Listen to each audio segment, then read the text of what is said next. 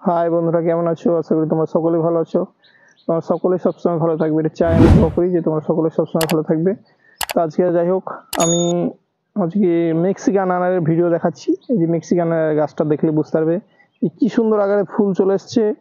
আর গাছটা দেখতে অসাধারণ লাগছে, সুন্দর, মানে এক কথায় সবুজ সতেজ। গাছের গ্লেজ গঠনই আলাদা। তবে সবসময় আমাদের এই মাঠে একটু দূরের মাঠ, যত্ন করা হয় না, কিন্তু বন্ধুরা দেখলেই বুঝতে পারবে যে গাছে কিভাবে ফুল আসছে। আর এইসব ফুল থেকে সব ফলে পরিণত হবে, এগুলো সব অরিজিনাল ফুল, মানে ফল ধরার ফুল। তো যাই হোক, অবশ্যই আপনারা বন্ধুরা ছাদে মেক্সিকান হোক বা গ্রানাডা থাই আনার হোক, এগুলো করবে। খুব সুন্দর রক্তের মতো লাল টুকটুকে হচ্ছে ভিতর, মানে বীজ এক কথায়। আর বীজটা খুবই নরম আর বিশাল মিষ্টি, এক কথায় লাল টুকটুকে হচ্ছে। তো এইসব জাতগুলা বন্ধুরা অবশ্যই আপনারা করবেন। আর এটা আমি দেখাচ্ছি মেক্সিকান আনার, যদিও এখানে ট্যাগে লেখা আছে, আমি দেখিয়ে দিই। এই যে মেক্সিকান আনার, এটা সব বন্ধুরা দেখলেই বুঝতে পারবে। আর এই যে গাছের গোড়াটা দেখাচ্ছি, এখানে গ্রাফটিং এর নিচে এই যে এগুলা বীজের বের হয়েছিল, এগুলা ভেঙে দিতে হবে বা কেটে দিতে হবে। এই যে এখানটায় গ্রাফটিংটা, এই যে এখানটায় বন্ধুরা গ্রাফটিং, আর নিচটা বীজের। গ্রাফটিং এর নিচটা ভেঙে দিবেন, মানে যা বের হবে।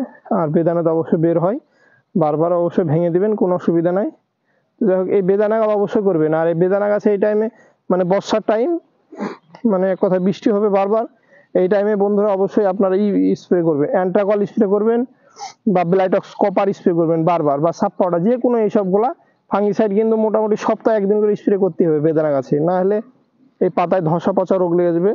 বা এই যে পাতায় এই যে কেমন একটা দাগ দাগ ছোপ ছোপ, এইসব দাগগুলো হয়ে যাবে। তো বন্ধুরা, এগুলো অবশ্যই কে কন্ট্রোল করতে হলে আপনারা অবশ্যই বারবার ছত্রাকনাশক, মানে সাপ ফাঙ্গিসাইড স্প্রে করবেন। আর অবশ্যই মোটামুটি 15 দিন অন্তর অন্তর, মানে কাকা বিষটা স্প্রে করবেন, তাহলে মাথা এই যে কুকড়া লাগবে না। আর এই রোগটা লাগবে না, এই যে পাতাগুলো এই যে কালো কালো হয়ে কুকড়া হয়ে ঝরে যায়, এটা ঝরবে না। এই যে ঝরে গেছে এখানে, কালো কালো হয়ে কুকড়া হয়ে আগা শুধু দাঁড়িয়ে আছে, পাতাগুলো ঝরে আছে, এটা হবে না। একদম পাতা খুবই সুন্দর সবুজ সতেজ চকচক করবে গাছ। সেটা হচ্ছে 15 দিন পর অবশ্যই বন্ধুরা কাকা বিষটা স্প্রে করবে। যেমন এই বিষ, এটা যেমন নতুন ডোক বের হয়েছে, এটা খুব সুন্দর সবুজ সতেজ আছে, এরকম থাকবে। আর যখন দেখবেন যে আগাটা আপনার ওই সরু হয়ে আছে, পাতা জিরি হয়ে আছে, বা পাতা কালো হয়ে ঝরে আছে, অবশ্যই তখন কাকাটা স্প্রে করে দিবেন। আর প্রতি সপ্তাহে একদিন করে সাপ ফাঙ্গিসাইড স্প্রে করবেন। আর বেদানা গাছে মাঝে মধ্যে খোল দিবেন, হাড় গুঁড়ো দিবেন, এইসবগুলো দিবেন। পারলে ভাতের মাড় বা ফ্যান যেটাকে বলে, 3-4 দিন পচিয়ে সেটাকে দিবেন, খুবই মানে গাছে গ্রোথ পাবে। আর আপন মনে বেদানার প্রচুর ফলন হবে। যখন বেদানা ফলন আসবে, মাঝে মধ্যে একদিন করে বোরন দিবেন। মাঝে মধ্যে ওতে হয়তো যে কোনো ভিটামিন বা ক্যালসিয়াম দিতে পারেন, মানে বিষের দোকান থেকে নিয়ে, যে কোনো, যে আমি একটা নাম বলবো ওটাই দিতে হবে তা না, যে কোনো একটা ভিটামিন বা ক্যালসিয়াম দিলেন, তাহলে বেদানাটা অনেক মোটা সাইজ হবে, খুব সুন্দর কালার আসবে, মানে সব দিক দিয়ে এক কথা ভালো।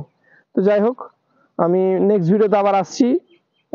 আর অবশ্যই এই ভিডিওটা ভালো লাগলে চ্যানেলটা লাইক শেয়ার সাবস্ক্রাইব করে রাখবে বন্ধুরা।